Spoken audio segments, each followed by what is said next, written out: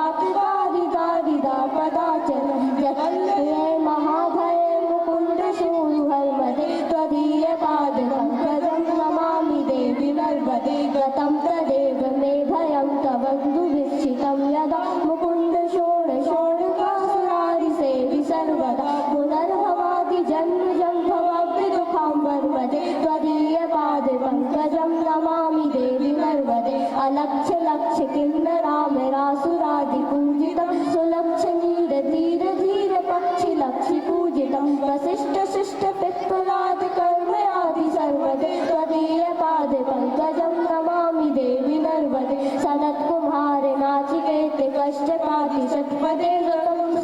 मानवे सुनारदादि षट्पदे रविन्तुर्ति देव देव राजक्रम सर्वदे त्वदीय पाद पंकजं नमामि देवि नर्मदे अलक्ष्य लक्ष्य लक्ष्य पाप लक्ष्य सार सायुतं तसस्तु जीव जन्तु तन्तु मुक्ति मुक्तिदायकं विरञ्चि विष्णु शङ्करं स्वकीय धाम नर्मदे त्वदीय पाद पंकजं नमामि देवि नर्मदे अहोव्रतं श्रुतं महेश केश जाटते किराट सूट वाणवे सुपण्डिते सटे रते दुरन्त पाप तापहारि सर्व जन्तु सर्वदे त्वदीय पाद पंकजं नमामि देवि नर्मदे इदन्तु नर्मदाशकं त्रिकालमेवेश्वरं पठन्ति ते निरङ्करं नयान्ति दुर्गतिं पदा सुलभ्यते